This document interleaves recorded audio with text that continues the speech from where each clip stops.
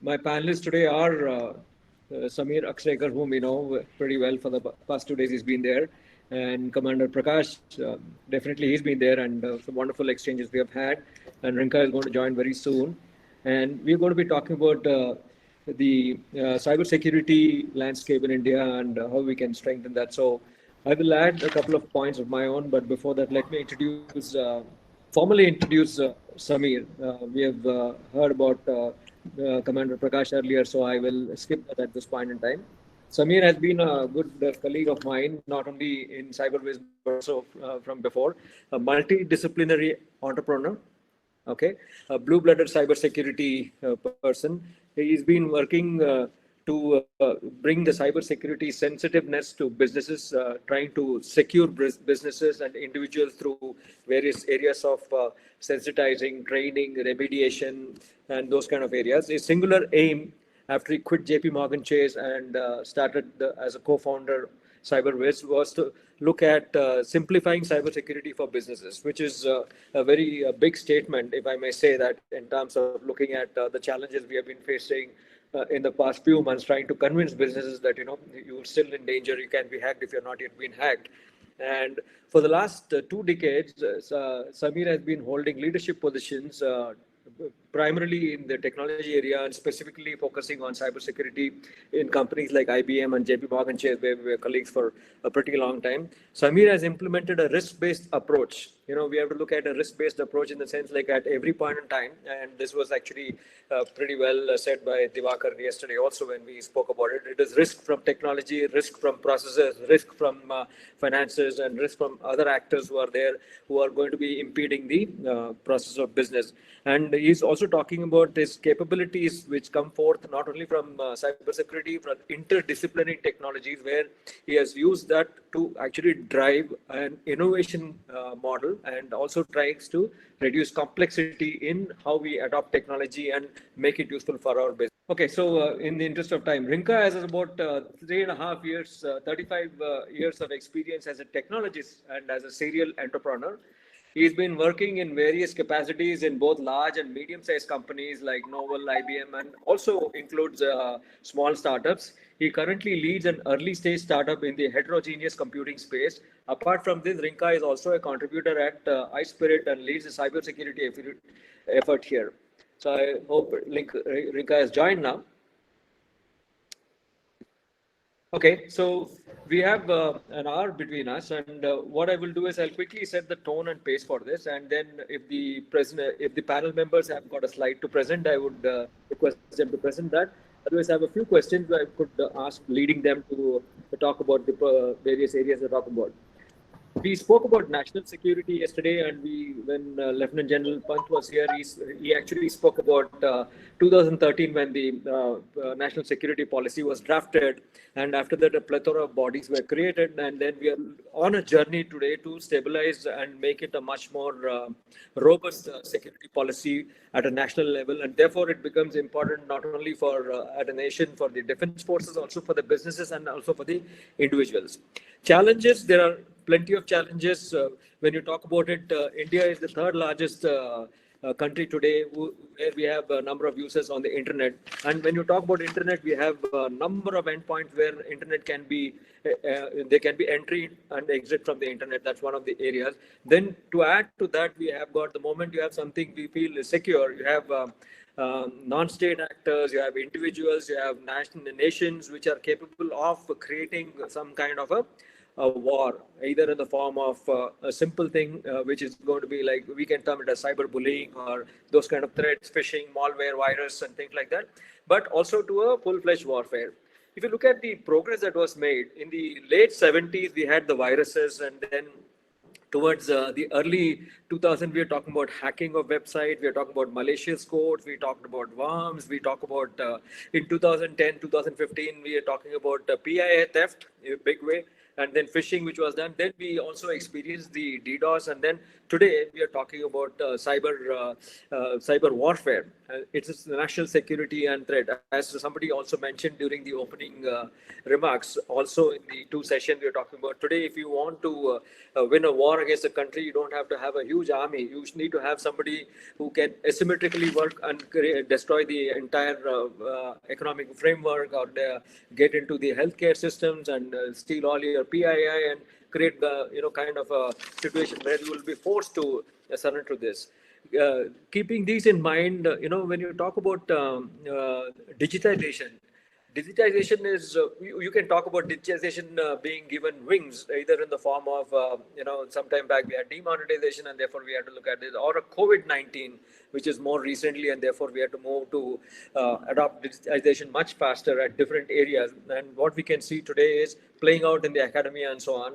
Without security, this is absolutely going to be futile, because you're going to have more and more of such breaches, and we are going to be spending time to find out what, when, where, how, and then not going to be focusing on other areas. But refreshingly, when Lieutenant General Rajesh Pant told us that we are looking at certain things and that we would like to bring in the discussions around the journey of the policy that is being formed at a national level, it was a welcome sight. With that said, what I would do is I would turn it to Commander Prakash to have him speak on what he has planned to deliver today on this topic. Over to you, Commander Prakash.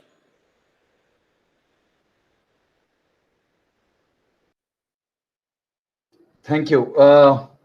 As in my morning session, I'll share a very brief snapshot of thoughts, more to provoke the discussion rather than as a presentation. Just give me a moment. Sure, sir.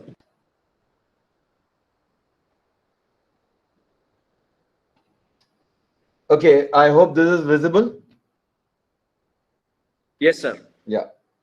So, as told, we are discussing securing the Indian cybersecurity landscape.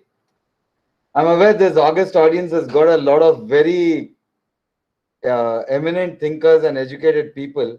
For myself, I start at, what is the starting premise? And I find this very difficult to answer. What is Indian? What is security? You're saying secure Indian cyberspace landscape. What do you mean by Indian and what is security? I asked a cross section of people. These are answers I've got from people equivalent to 2 stars in the forces or additional secretaries and pretty senior people.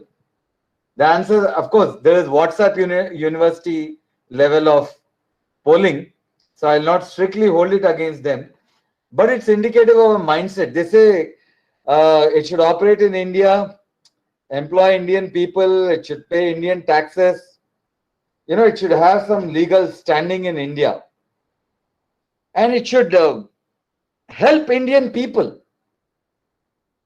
Is this enough?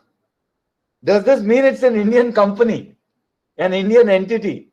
Because I am staggered by this set of answers. Let us examine, for example, Cisco. It operates in India. It employs Indian people. It pays Indian taxes. Obviously, it's registered in India for business. And Cisco is now, for example, collaborating with our CERT India for cyberspace security of India. Are we comfortable with this definition? Do we now take it that Cisco is an Indian entity? I really wouldn't. It deeply disturbs me that we can have such a shallow definition. Let's take the Bill and Melinda Gates Foundation. It operates in India. It employs Indian people, pays taxes. It is registered as an NGO. And let me tell you, in sheer social impact, it has far more positive effect on the Indian people than the CSRs of 24 Indian companies put together. But would we then consider the Bill and Melinda Gates Foundation as an Indian entity?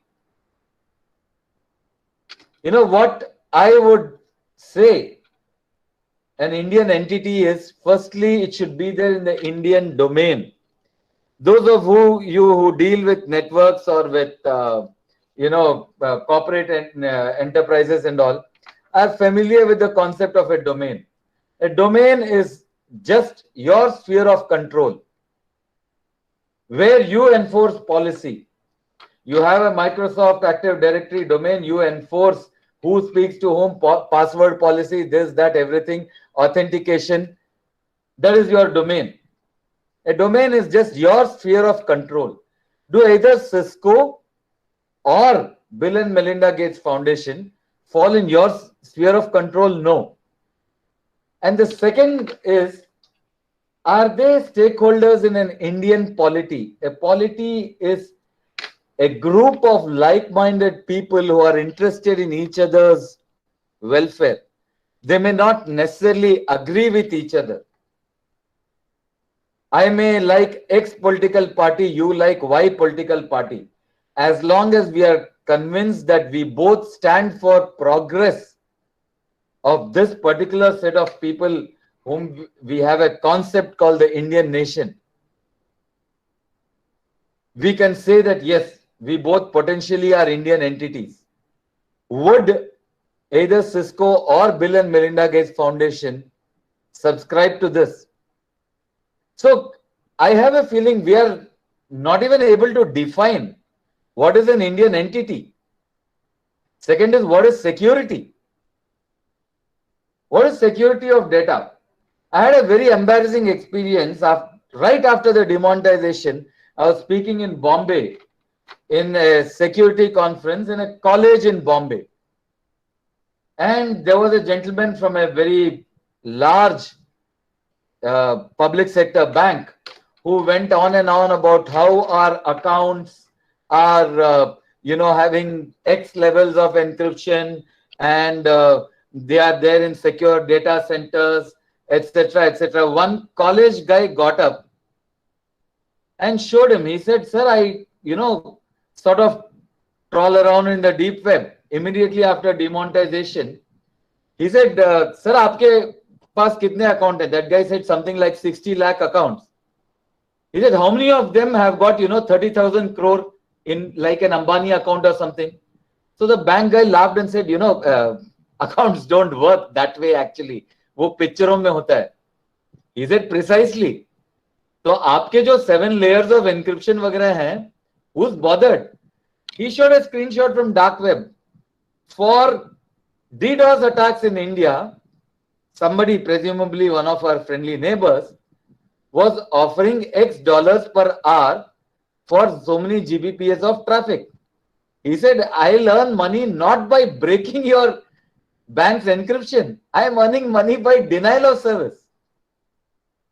So your data security may not mean what you think it means, because the availability is not there.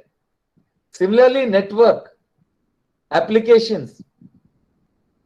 There are so many entities now offering free healthcare services, electronic health record services to hospitals, free video conferencing, free telemedicine, and they are sucking in data. Would you call these applications secure? The fact is that there is a context to security. What the data is about, who the owner is about, that is a context. Second thing is assurance. In business, you look at security. Okay? Like, I need to be sure that my data is XYZ, due diligence, etc. When it comes to strategic sectors, critical infrastructure, you need to look at assurance. Let me look at it this way. I am running a payment gateway. PCI DSS declares me competent enough to run a payment gateway. It's a business context, right? Why is it secure? Because LR Prakash comes and says this room is logged, and LR Prakash has a string of qualifications, CISSP, ethical hacker, penetration tester, etc. after my name. So you say, okay, LR Prakash has said that this room is secure. But that is security. Assurance is when LR Prakash says, I built this room. I know there is no window on the other side. I know every brick that went into this. They may not be my bricks, but I have checked every brick that went into this. That is assurance. Sometimes LR Prakash may say, I don't know every brick that went into this, but I have mitigated for those risks. That is assurance. And when it comes to critical sectors, security doesn't cut it. You need assurance. Right? Security, for example, says that if the damage to the bank is going to cost 10 lakhs, I am ready to spend 9,99,000 on security, on keeping away LR Prakash. Assurance is this critical infrastructure, there is no direct cost to it. There is only criticality associated with it, and therefore I need assurance. And finally, timelines. I need something today.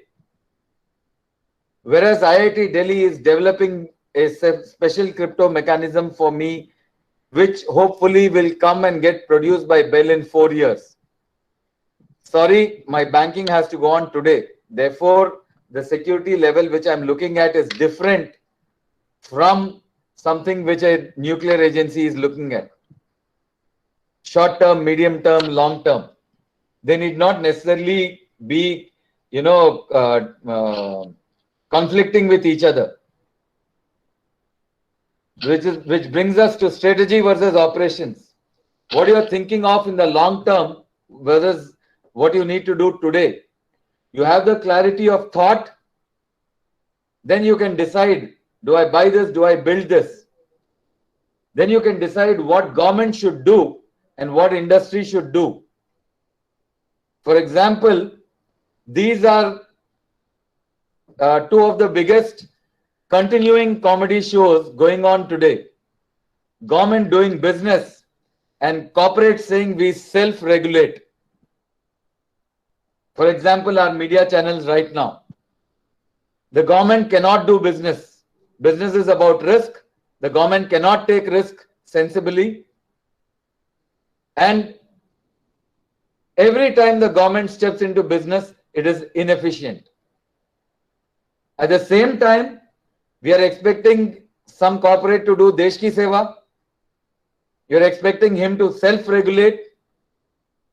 I tell you very clearly, if I am invested in ABC's company and ABC tells me, I'm doing this for my own regulation and governance, Facebook says we are regulating hate speech.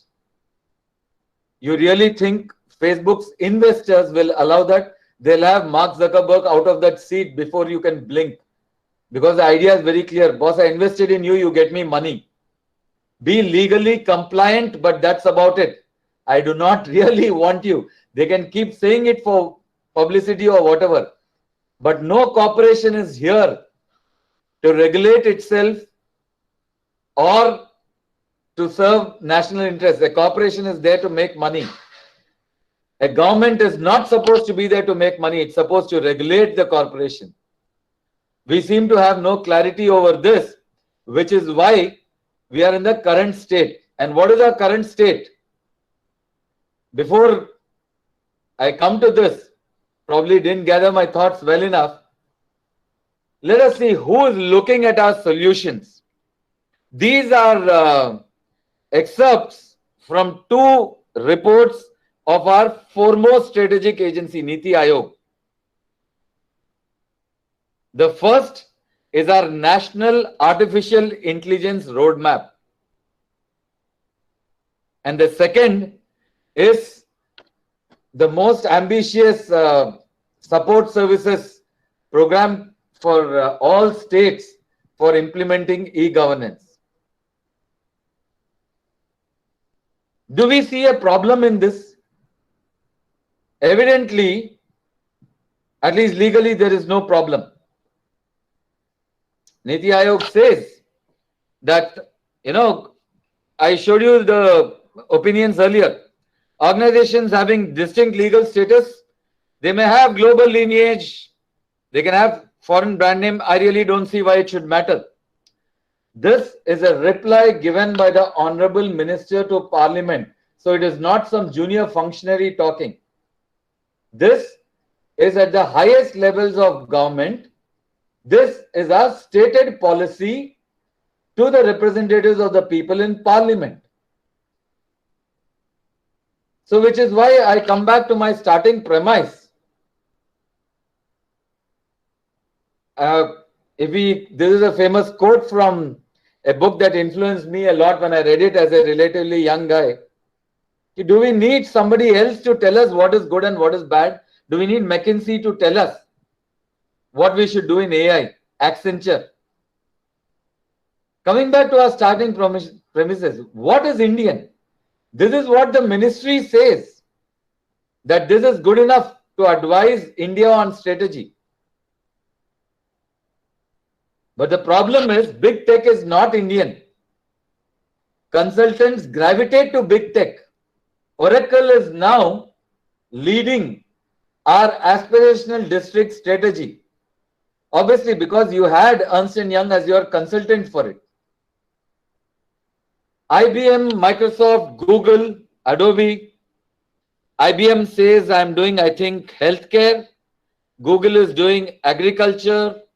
Microsoft is doing education strategy with Niti Aayog. Adobe says, I think, AI or something. They are all now our partners for strategy. Are they Indian? And if they are, then what is our security? I said in the morning that why do we keep saying China? Baidu, Alibaba, Tencent, Xiaomi is as much a preference of mine as Facebook, Apple, Amazon, Microsoft, Google. If I have to be subject to the Patriot Act, I might as well be subject to the Politburo. Why do we have this, preference to being a slave to X and not Y? If we are sure that we are going to be slaves, let's have our cheaper options here. Just because they are maybe more polished in manipulating public perception because of the reach of Facebook and Apple, etc., it doesn't mean they are necessarily better choices for us. So this is what I wanted to bring forward rather than Commander, can you wrap up, please? The last 2 minutes. Yeah, that MSMEs, SMEs, startups are the key. Your consultants will always push you towards big tech, but look at Germany, built by hundreds of MSMEs rather than few giants. That is what is the key. Don't try to build up whales, try to build up schools of piranha. Small, sharp, ferocious, ruthlessly competitive. And we'll bring down the whales, not to worry. Look at the MSMEs and the SMEs. Bite the bullet. If it's not optimal in the starting, it's okay. It is still homegrown. If there are conflicting views, resolve them to have a single vision. Empower industry, regulate it. And finally, one request to the industry, don't sell out for funding. We have examples of very good Indian industries who have sold out. Couldn't help it. It was their business view. Just survive. I strongly am an optimist. I believe times will change. Viewpoints will change. Just survive till then. And finally, before leaving, some thoughts beyond my pay grade.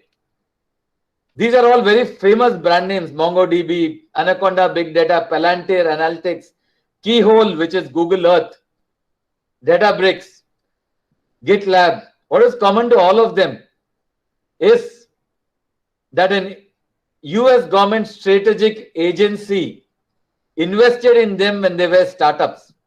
Obviously, it had a slew of investments. Some worked, some didn't work. But it didn't enter the investment space for money. It entered it for national security. And this, I believe, is what will secure our cyber landscape. The industry will take care of itself. As long as you have the government doing the strategic investment, the industry will take care of itself. As I said, I am relatively an optimist. Thank you. Thank you, Commander Prakash. I will leave one comment here, and probably we can, at the end of the session, we can come back and look at it. You know, having been in the industry for over 3 decades now, and mostly American companies, HP and IBM and JP Morgan, and yes, I also worked in an Indian company and so on. I look at it from the point of view of services and products, and they are all here for business. Today, if you look at the services, the multinationals don't waste any time in hiring the best talent or the people who they feel are best talent and then start putting them on areas. But your point of saying that there are certain areas which we should farm, the Indian government should farm with the bodies that they have around them to, for example, national security, and build our own cases over there and success stories which can compete with others for jostle for space right now, but compete with others typically thinking in a longer scale in terms of bringing solutions at a national level. Thank you again. So let me turn to my good friend Samir. Your time, you have 15 minutes. You can put your slide if you have. Thank you. Sure, Suresh. So I have one slide which I intend to talk through, and then open to questions from you. I know you have curated a fair bit of questions. So this is on India's cybersecurity strategy. And this is sort of my wish list that I'm putting up here in terms of what do I expect from an India cybersecurity strategy.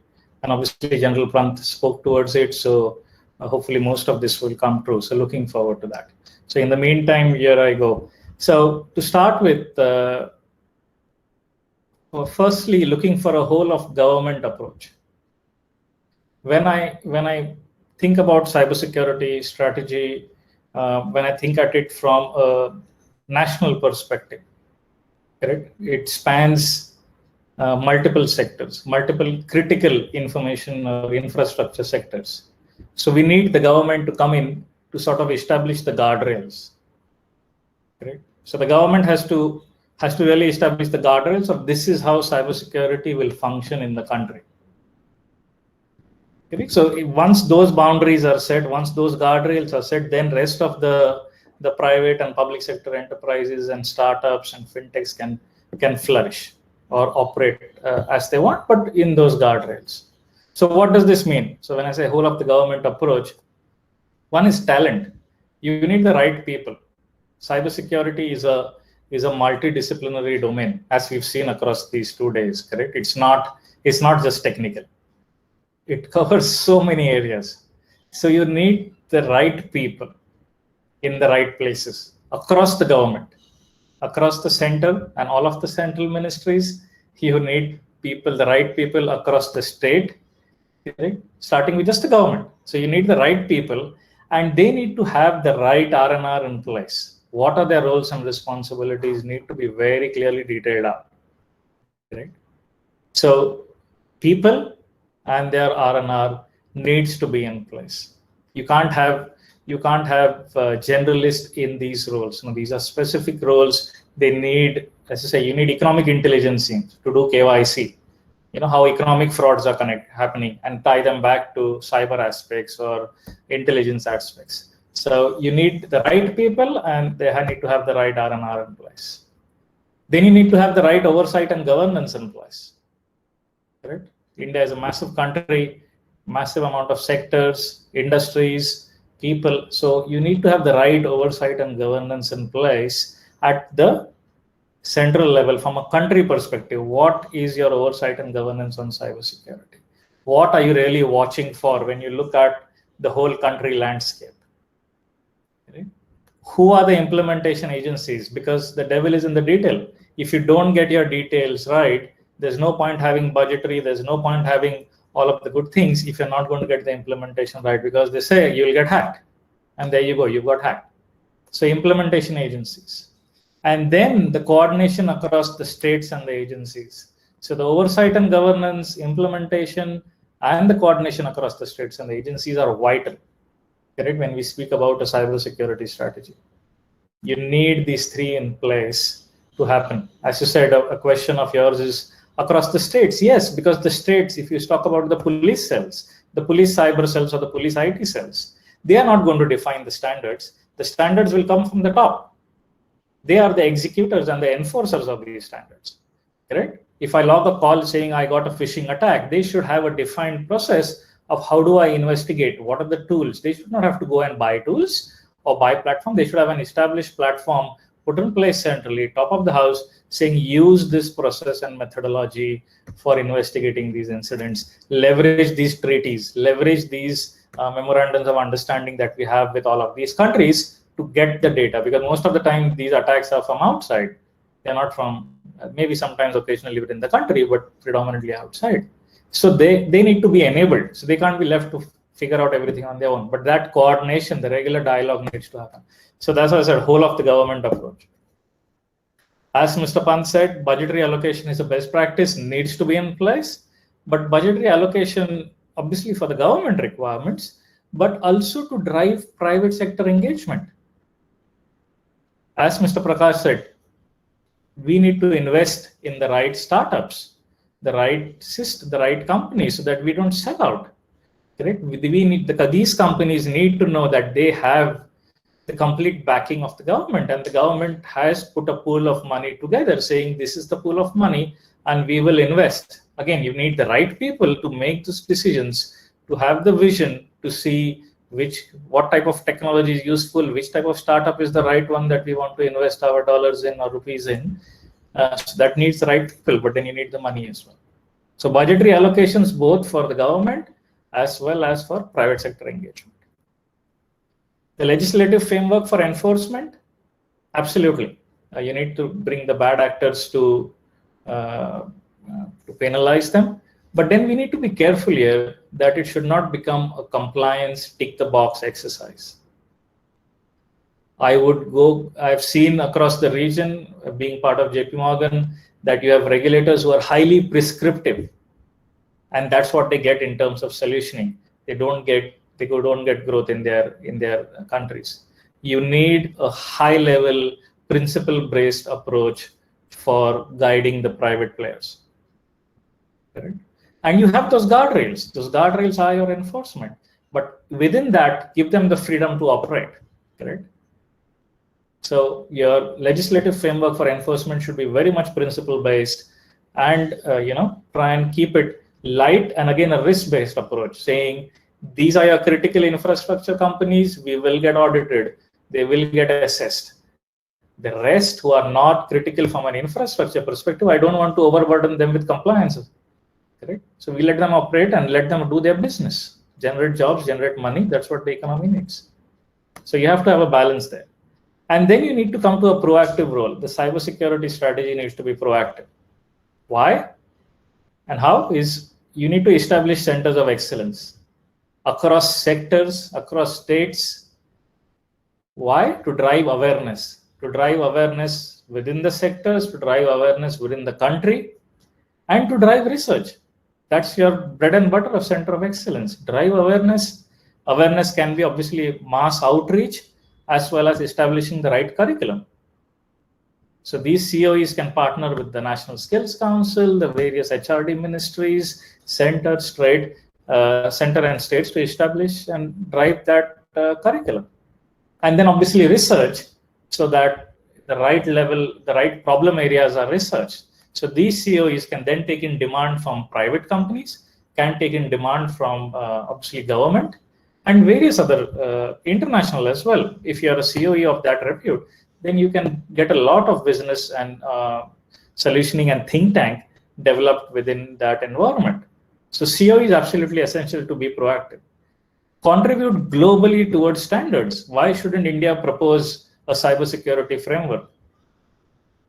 Why can't we propose? We have the talent, and the talent was visible here today. So why can't we propose the cybersecurity framework? Because, correct? Why can't we? And then use the COE again. You've established COEs, they drive and propose the framework, and then you participate in conferences. You host international conferences, and that's where the budgetary allocation comes in. That's where the private sector engagement comes in. You host these conferences, host the internet conference, host the IP conference, host the DEF CON, an Indian version of it, start with it. So that's how you can participate and be proactive globally, and then use the COEs again to provide implementation standards for private, for public, for NGO, for startups, whoever it is. And your implementation standards can be hardware based, open source software based, correct? And we've got a lot of catching up to do in terms of if we're trying to develop a microchip on our own, or an operating system on our own, we've got a long way to catch up. So it can't happen day one. So in that interim, you have to have standards in place saying whoever are these foreign players, whether it is Cisco, whether it is IBM, whether it is Microsoft, they operate in these guardrails. They operate within this defined environment, and you drive the implementation of standards from an India perspective. So these are the 4 pillars that I see from an India cybersecurity strategy perspective, and I hope a lot of these will come true with as General Pant has given heads up. So very much looking forward to this, and I hope this materializes. I'll obviously continue to publish and write about this online. So that's it, and open to questions, Suresh. Thanks, Samir. That was neatly done. I think the way you've been working, I have seen you working in my previous engagement, but it's neatly done, stuck to the script. The point which I had raised with Commander Prakash, we will discuss that towards the end. But definitely, when we look at areas of improvement, we spoke about a national level, we spoke about a state level, and yes, we can talk about the areas of where we can, with the talent that we have today, and we saw yesterday, and there must be much more, 10 times more or 100 times more. How do we actually look at proposing a framework to the government? Today we know, while we can sit and talk about the government's lack of, or the government's lethargy in whatever form, their limited knowledge and capability, if you're going to, look at empowering them, how can we as a team empower them? So Samir, between yourself, Ms. Heblikar, me and Munjal, we have spoken to a few companies, especially in the healthcare. So we need to look at what is it that we can do to shake them out of that area, and to look at implementing and, and the government coming out with guardrails. So we'll save it for the end where we can talk about it. Now, I will quickly bring in Rinka. Can you go ahead and put up your slide, please? Hi, everyone. Yeah. Hi, everyone. No, I don't have a slide. I will talk about some of the things. Very fascinating inputs from Commander Prakash and Samir. Let me talk a little bit about iSpirit, who we are, and what we are doing in this space. iSpirit is a think and do tank, if you will, that focuses on Indian startups. And one of our key focus is on helping the government to move from where it is to where it should be. And as part of that, there's a lot of work that we've done. I'm sure you're familiar with the UPI or India Stack, which is part of, which is your Paytm, Google Pay, etc. That work came out of iSpirit. We're currently working on things like the health stack, which will go as part of Ayushman Bharat. Within iSpirit, I lead the cybersecurity effort. So to talk a little bit about the cybersecurity effort, and that aligns with a lot of the points that Commander Prakash and Samir have made.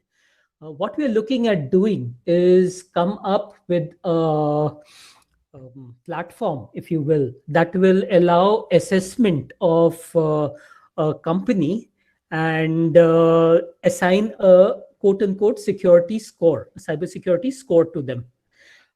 Based on that assessment. I won't go into the details, but the goal here is, if you have the intention here is that it can be any company starting from a small Kiryana ka dukan going all the way up to the armed forces. So, and it will be largely automated. So intention is you run this within your system and you get a score saying that this is your level of capability. Why a score? Because it becomes very easy to then look at, a comparative this thing, in the sense you can say, okay, now I have a score of 70 and I am certainly better than somebody who has a score of 30. Now, this is intended to be from an ecosystem perspective. So, let's say a DRDO score is also dependent on the score that maybe a Bharat Forge would get, and in turn would be dependent on the score of all the ancillaries that Bharat Forge works with, including the small guy who provides banner services and the small services. So all that comes together. The reason why this ecosystem score is important is because when an attack comes, it is not a direct attack that is usually successful, but it is an indirect attack. So, for example, there was recently an attack on Lockheed Martin. How that attack succeeded was Lockheed Martin employees would go to the Starbucks that is right next to the Lockheed Martin plant and have coffee there and surf the internet there. And that was used as a gateway to get into the LM employees' machines, and from there into LM. So it is not that Lockheed Martin alone needs to be protected, but the entire ecosystem needs to be protected. And so we want to look at it from that perspective. The other point that Samir made, and we are looking at, and we are very clear we want to make happen, is we want to make this into a standard so that we take over from where the standards have stopped today, the various ISO standards, etc., and come up with our own standard, which is implemented, automated, so that implementation of the standard now becomes dead simple for anybody. And we hope we get to this point where this standard now becomes global. As part of this, one of the efforts that is happening within iSpirit that we plan to leverage is there's this initiative about software being India's soft power, and we plan to leverage that to go out global. So having said that, I think there are one or two points I want to make about what Commander Prakash said and what Samir said. I completely agree with what they said.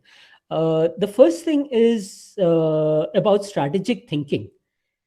We need to be very clear strategically what is it that we will own, what is our definitions, and what is it that is not so important and we can subcontract. So for example,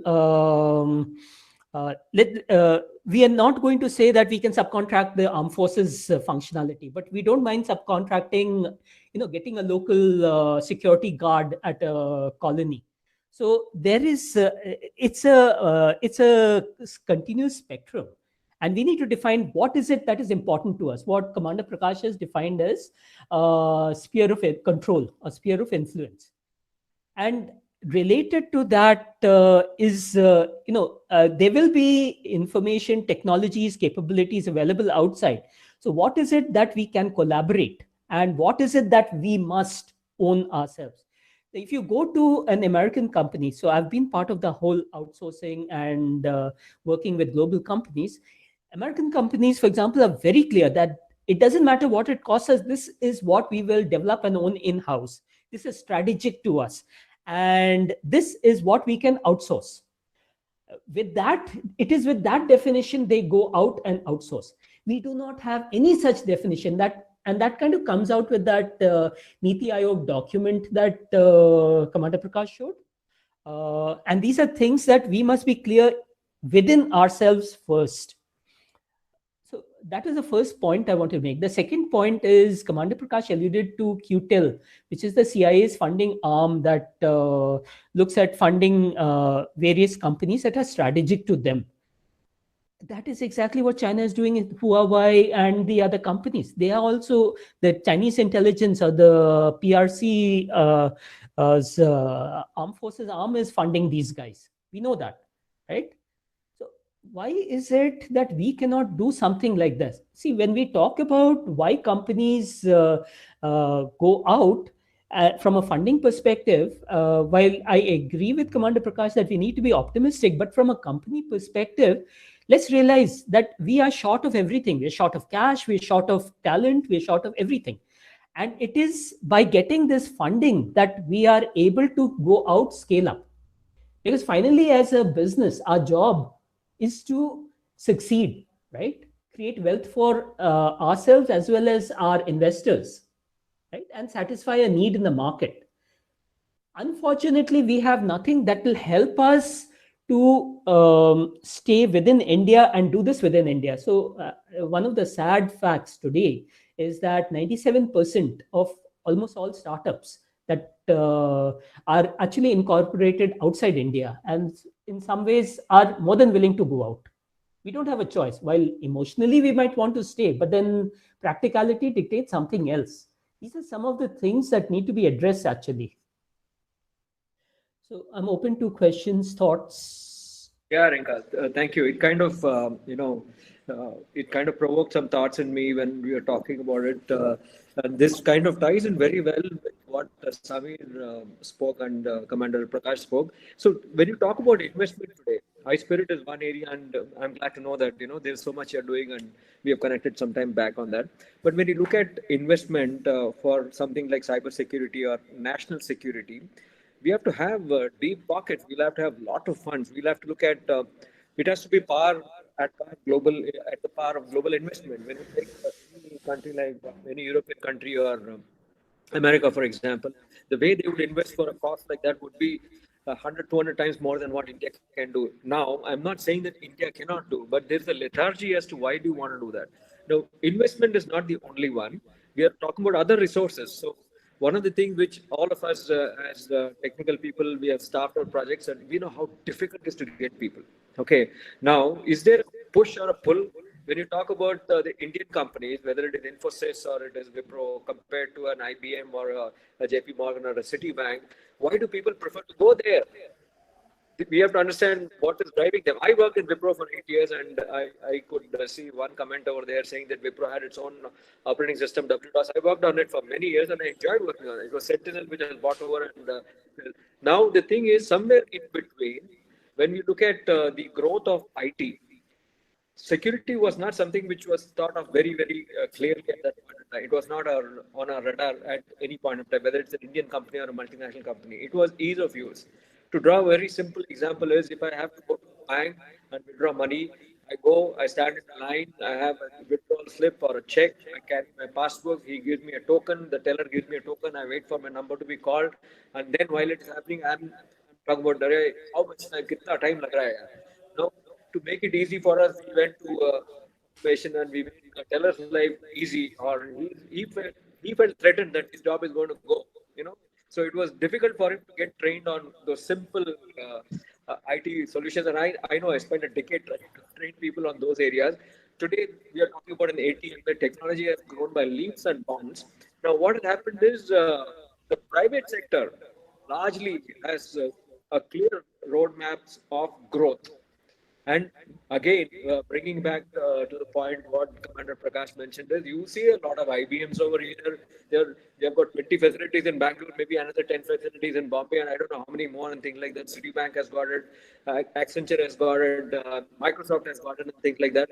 My point is, where is the place for Indian companies to grow? Number one, from the point of view of creating something at par globally, either products or services and things like that. So if any one of you gentlemen want to take up that, or if each one of you have got a perspective, we can talk about that. Because if you're talking about a think tank, yes, we have all the capability, but putting the think tank together and then servicing the need at this time of national security is paramount for us. I'll stop there. Who wants to go first? So, Suresh, sorry, I missed it. You're saying is how can we at a think tank level take this and address some of the national security questions? Yes. And be a support to the government. The government can lean on and say that, today we are talking about, yes, the government has to regulate. Yes, the government should not be in business. Yes, this has to be done, and so on and so on and so on. We also agree that we have wherewithal. We have the capability, technology, technical strength, and so on. But how do we put all these things together to become a solution at a national level for cybersecurity, national security? Samir. Well, I think as Rinka said, there is already work being done by iSpirit to an extent in that direction. I think just in the interest of this domain, various think tanks need to come together, correct, to tackle this problem. cybersecurity is not an easy problem to tackle because globally we have trillions of dollars being invested in cybersecurity, and the damages are also in trillions of dollars. So something is inherently wrong here. So it is. I would be foolish to say that we can try and fix it.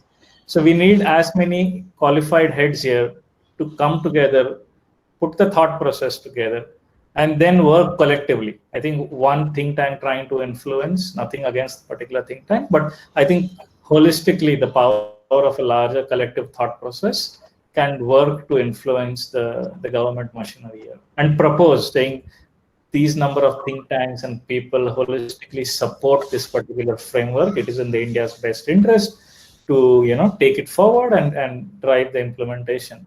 And this framework has the skills matrix, it has the investment thought process, it spans across various sectors like artificial intelligence, machine learning, Bitcoin, etc., etc. So when you show them all of these aspects and how it cuts across and the benefits that India will get, I think the government would be reciprocative to and then establish a formal line of engagement, maybe a super. So Samir, let me just add one more facet to that, and I would leave it to both Rinka and Commander Prakash also join in. Let's say that the government of India today says that we constitute a body, whatever the think tank is going to compromise.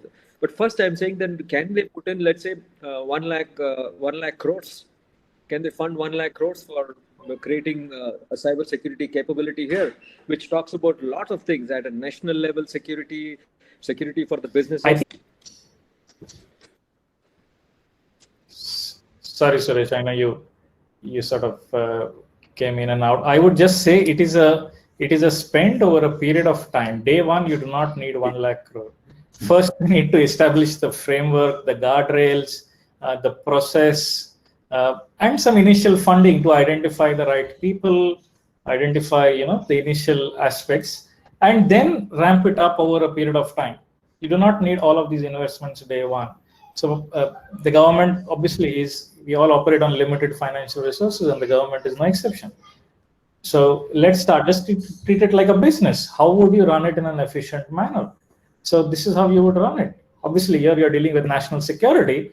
So the same thought process applies. You run it in an efficient manner, in an effective manner, start small and start ramping up over a period of time.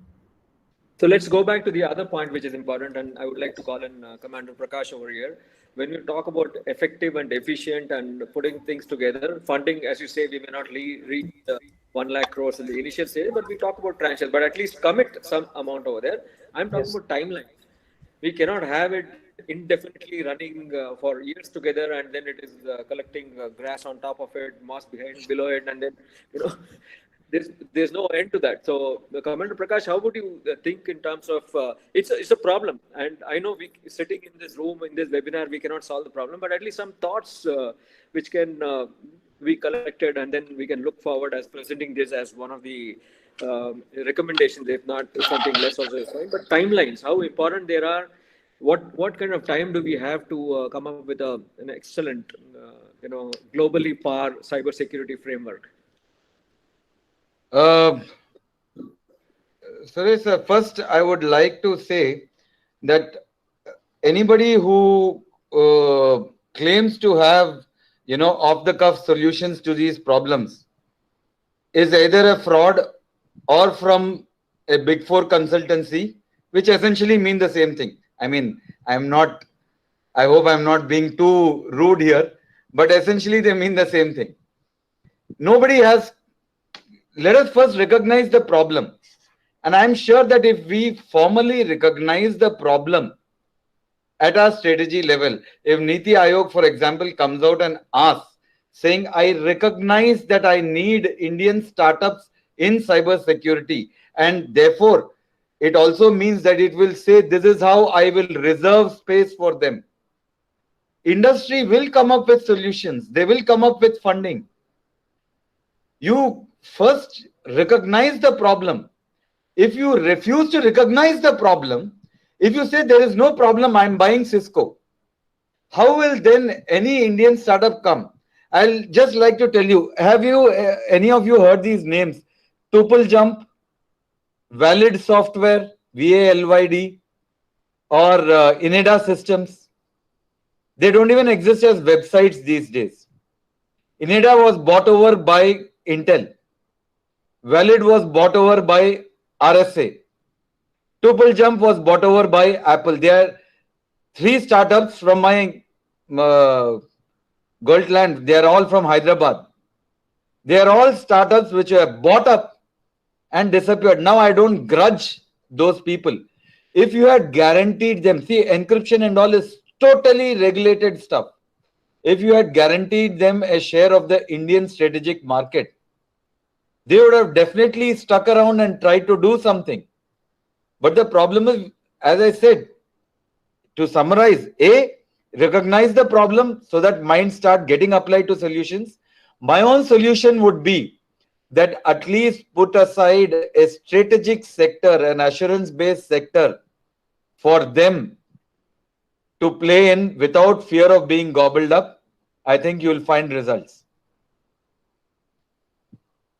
Great, Commander Prakash. Let me just turn to Rinka, and I'll ask you the last question, Rinka, in the interest of time, and then turn it back to Bala for more questions and comments. So when we talk about something like, recognize the problem, and I'm sure as technologies, you would also know that whether in the health sector or manufacturing or the academia, recognizing this as a problem for them is not priority. Their priorities are different. Now, when you look at something at par globally, and I also understand that you have actually, as iSpirit, you have come up with this UPI, and there is growth over there. How does the government, or rather, how should the government of India think of mobilizing some kind of a structure which helps growth of indigenous companies to the level? Not again, don't mistake me, it won't be in 1 year and 2 years, but give them a decade, maybe 5 years, but clear goals and clear objectives. Indigenous companies, how they can grow and become as big as a Microsoft or an IBM. Is it possible, first of all, and can they do it?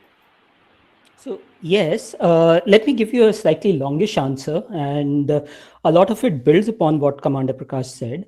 See, it cannot be a push strategy, it has to be a pull strategy. Like Commander Prakash said, see, if there is a market, we will gravitate towards that market. And if we have that, and we have that emotional affinity, and we would like to, but why we don't gravitate to markets in India? Because there is no market.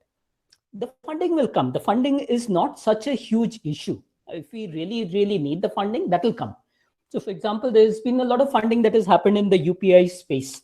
Once we had defined the payment, the UPI interfaces.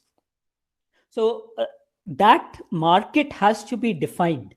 And that market means that there has to be business, there has to be money, and there has to be contracts. Okay, so how does that market get defined? It boils down to strategy. What is strategically important to us? If cybersecurity is not important to us, then let's not put money into that. Let's put money someplace else. Okay, but let me put it this way. We know that in the decades ahead, cybersecurity capabilities are going to be as important as the capabilities of our current armed forces, the Army, Navy, Air Force.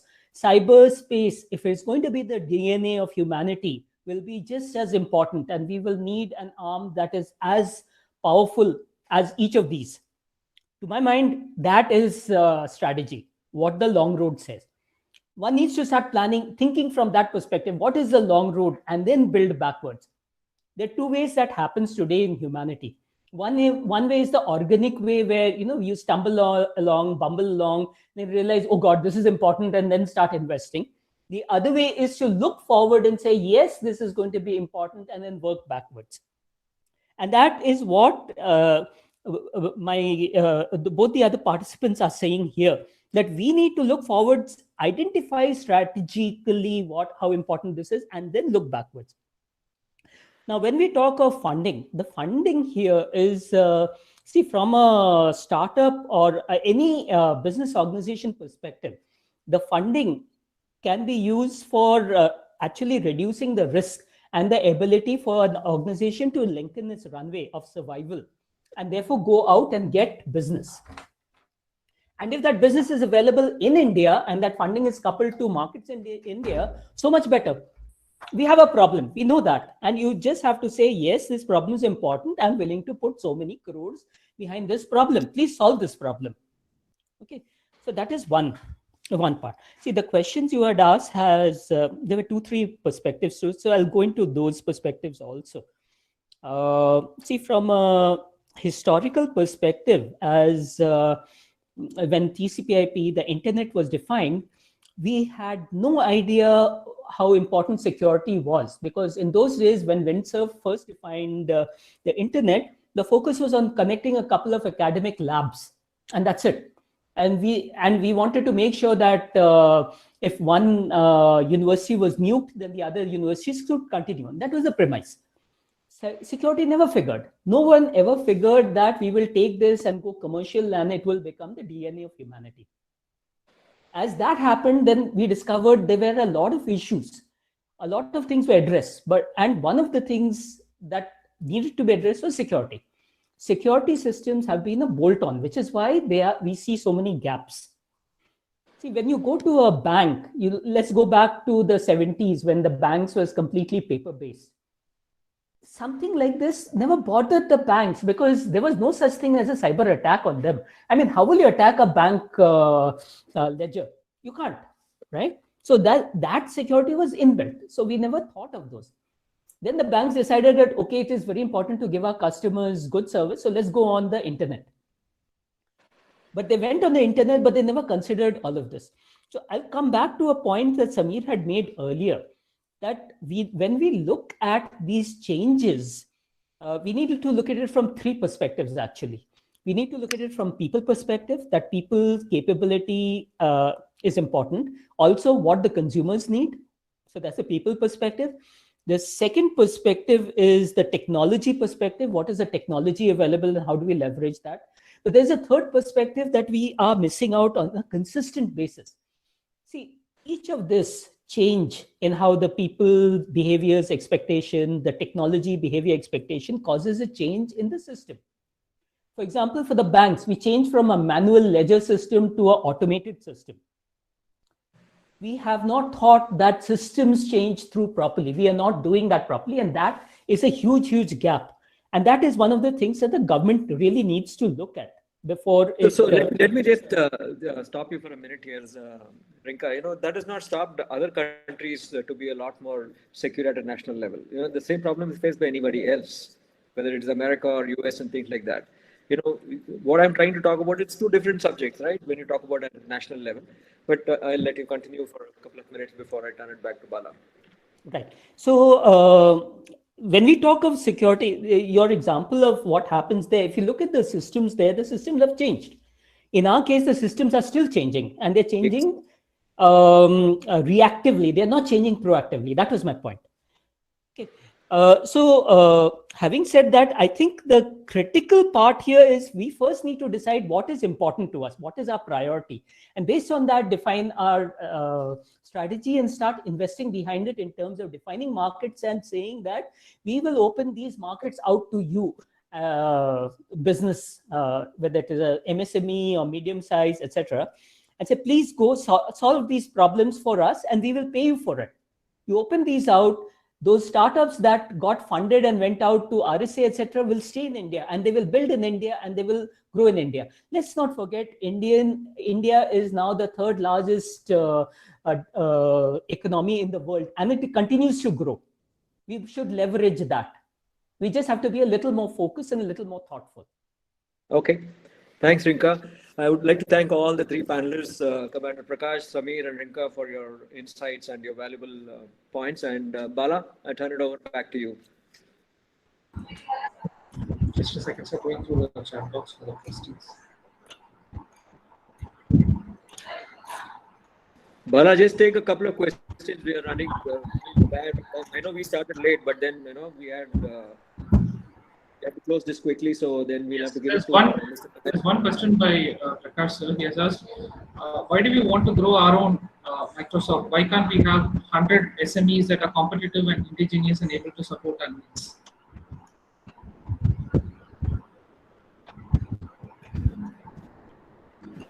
Anyone from the panel? I'll give it a shot. I think, see, one of the issues with having a Microsoft and a Google, while that looks sexy, is that it becomes a natural monopoly, and that actually is damaging to the economy. It is much better to have a huge number of piranhas who are hunting for markets. And I would support that, but the natural inclination of any startup or business is to grow into Microsoft. Everybody wants to, but yeah, if there is systems support that we can have 1 million piranhas, I think from a economy perspective that would be more effective. But that's my personal perspective. So Yeah, Bala?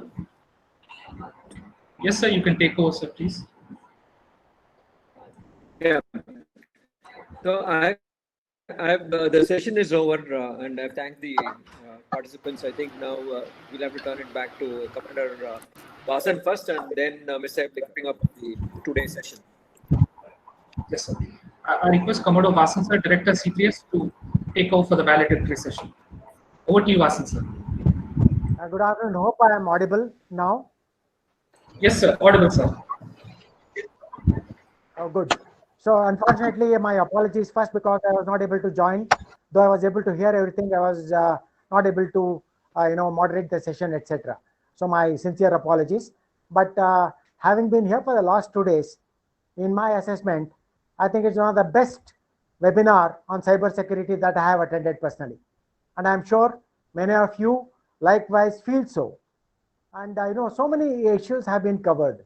I know maybe we digressed a little in trying to see how we need to build our own cybersecurity systems and how we must encourage local players, etc. But the primary focus continues to be on China, because our entire effort for the next 4 sessions, I mean, all the 4 webinars, are about deciphering China. How is that they are able to succeed, in infiltrating many domains everywhere? How is that they're able to play up this game, as was brought out by Namrata, on media warfare, on information warfare, on getting into various systems, whether it's a political system or media or the military or whatever, through various systems that they have.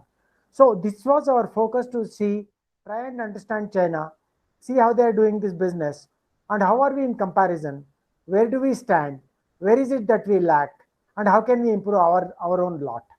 So from this point of view, the deliberations in the last 2 days have been phenomenal in terms of adding to our knowledge base, number one, in terms of trying to understand our adversary, and also trying to understand the global practices, and also more importantly, on how we can reimagine ourselves, in terms of building up our own robust cyber security system.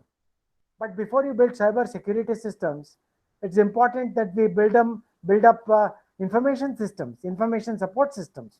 I think which is the point that Commander Prakash brought out in his multiple interventions. So it's important to understand what our weaknesses are, where do we stand today, and how can we help our industry to grow. From that point of view, I find that the inputs that came today from Rinka, from Samir, from Suresh were extraordinary in terms, because they have understood the system. Having been with the system for more than decades, having been there at the receiving end and at the giving end, they have understood the system so well. Today, they are the people who need to be consulted on what we need to do to make India a society that is capable of handling its huge masses who are now, in the digital economy, who are in the digital field. So, it's a huge opportunity out there for industries and for the state, whether it's the central level, or the state level, or the military. It is a huge challenge to be able to look at the security systems, their architecture, and shape our responses. Again, as I said earlier, another high point was the tabletop exercise. I think the amount of lessons that came out of this tabletop exercise are again something that people would carry home. They looked at, of course, the health industry, and the challenges that there were, where we took too much for granted. Whether it is the access system or whether it is some other health system, unless you face these problems, you find that you take too much for granted, and you think that your laptop will work, you think that your firewalls will work, and you think that everything else is there is hunky-dory. Till the situation that was faced, which was brought out so well by these Oscar nominees, Suresh Munjal and others, I think it was an outstanding performance in trying to see what kind of challenges there are in running an industry. It's not easy. It's not just, because what is it that you would like to delink? Do you want the administration separately? Do you want the patient care system separately managed by another independent server, with different protocols? There are some of the things I'm sure the industry will become very wise to, particularly when you also integrate the insurance. It's all right to showcase and say it's a cashless system. You come here and, our insurance will take charge. But these are all operated on platforms that are vulnerable. So we need to be able to address these vulnerabilities at a different level. So I would not like to take too much of time, because I know we have taken a lot of time in trying to address these core issues of where we stand today. And that we don't, it doesn't look too good to me when you look at the kind of vulnerabilities that are there. Yes, General Pant was able to come and tell us and reassure us there's a lot that's taken place after 2013 when we led these policies, but it's for something else to be made to make it work. And make it work is something that is a challenge for any government or the private industry or all other stakeholders who have a huge task ahead of them. So coming back to the focus of the webinars that we have, our focus was to try and understand China. And there are many pertinent points that have been made in terms of what we need to understand about our own vulnerabilities, how we need to understand and learn from the strength of other countries, whether it is USA or Russia or China. A country like USA is worried that Russia can interfere with the election systems. So please ensure that we carry back these lessons in a big way. And our own challenge for the three organizers is to put the summary of all these discussions together and try and reach the right kind of people, whether it is General Pant, whether it is Admiral Kale, whether it is Commander Prakash, to be able to have that we have a cohesive, workable strategy that tells us how to prepare for the challenges ahead. And so China has managed it because of the single party system, because of the way they are able to, cohesively work at different levels. And, therefore, it's one system that's looking at the world and taking on the challenges. So to grow to that level in a democracy is a different kettle of fish. So I would like to compliment, ourselves, that's all the three organizers, and also thank all the extraordinary speakers who came to us on our request. Whether it is Namrata, whether it is General Pant, whether it is Rinka, whether it is, from Hindu, Panir Selvam, or others. I think each of them have brought to the table some wonderful experiences, and they have told us they've shown the light on what needs to be worked in terms of taking on China. We can't take it on overnight. We need to build those resources and capabilities. And I must also thank Rajaram, who has been continuously feeding this information in the chat box on how he looks at this issue. And I'm sure he can be brought on board to make a summary and also to try and send our prescriptions to the government of India and all other stakeholders.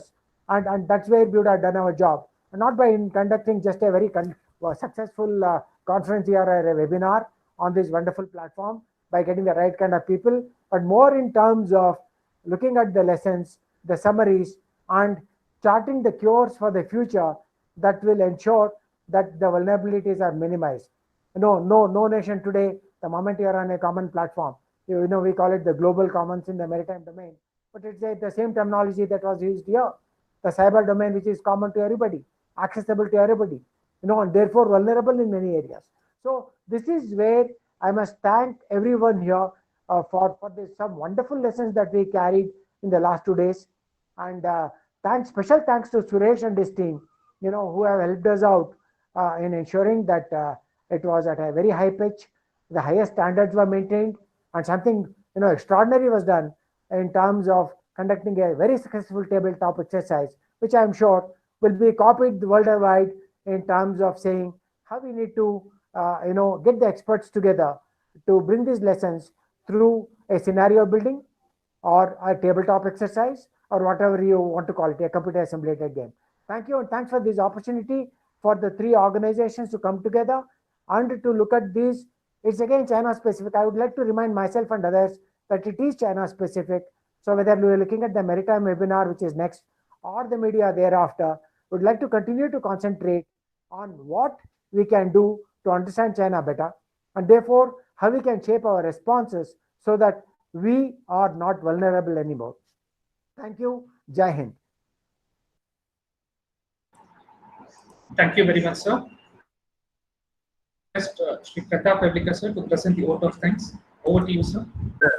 I think thank Bala. I think before we finally bring down the curtains on this aspect of the webinar, firstly, I would like to thank Commodore Vasan and Shashi Nair for having, very readily agreed to share the platform on a subject of national interest, a subject which,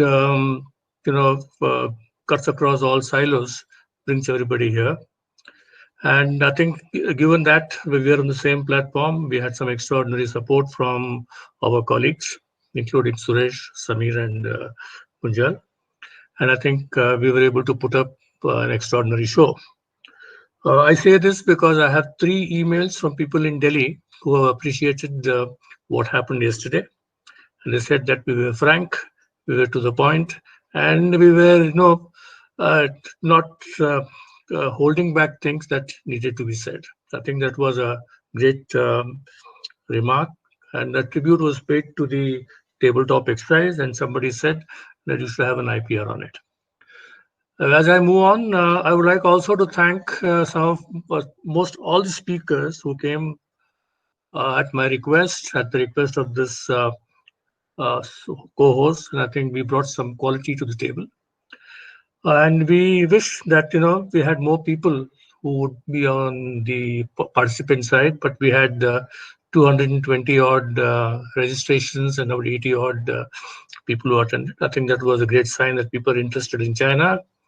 The intention was not to glorify China beyond a point, or not to understate that what we are doing. I think we need to understand both sides of the coin. Having said all this, I would like to thank all our participants who sat through, and I'm sure that at the end of the day, we would have a document that will, tell the authority that this is what we feel, and these are some of the suggestions that we could make. And I think some of the suggestions that we are going to make would perhaps have been in the national cybersecurity policy, but that still does not subtract from our effort. One of the most important things is that we had a totally Indian look at the problem of China. We didn't have any outsiders who was going to talk to us either from any other country, but we had brought to the table the hard realities of what we need to understand. The fact that the webinar was planned in the backdrop of the border, the troubles at the Indo-Tibet border in Ladakh, was just to flag that yes, India is alive, India understands what are the pitfalls, what are the dangers, and India has its domestic, approaches to resolving some issues.